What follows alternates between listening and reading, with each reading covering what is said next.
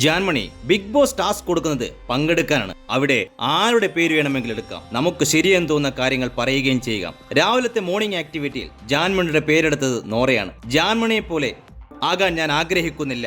തെറ്റുകളൊക്കെ ചെയ്തിട്ട് അത് അലക്കി വെളുപ്പിക്കാനുള്ള അവസരങ്ങൾ മറ്റുള്ളവർ കൊടുക്കുന്നത് കൊണ്ടാണ് ജാൻമണി ഇവിടെ നിന്നു പോകുന്നത് എന്നാണ് നോറ പറഞ്ഞത്. ഇത് സത്യസന്ധമായ കാര്യങ്ങൾ തന്നെയാണ്. ജാൻമണി ചെയ്യുന്ന തെറ്റുകൾ ശക്തമായി പറയാൻ ആ വീട്ടിലുള്ള ആരും അധികം ശ്രമിച്ചിട്ടില്ല. അത് തുറന്നു പറഞ്ഞ നോറയെ അടിക്കാൻ തുനിഞ്ഞ ആളാണ് ജാൻമണി. ജാൻമണിയുടെ ശരിയായ പ്രശ്നം എന്തെന്ന് വെച്ചാൽ പുറത്ത് സെലിബ്രിറ്റികളൊക്കെ ജാൻമണിയെ വളരെ ബഹുമാനത്തോടെയും ഇഷ്ടത്തോടെയും ഒക്കെയാണ് പെരുമാറിയിട്ടുണ്ടാകുക.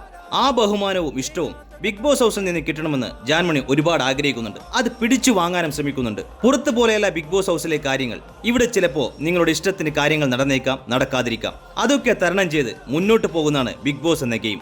ഇതൊന്നും നടക്കാതെ വരുമ്പോഴാണ് ജാൻമണി ഫ്രസ്ട്രേഷൻ ആവുകയും കാര്യങ്ങൾ കൈവിട്ടു പോവുകയും ചെയ്യുന്നത്. ബിഗ് ബോസ് ഹൗസിന് യോജിച്ചൊരു മത്സരാർത്ഥിയേ അല്ല ജാൻമണി.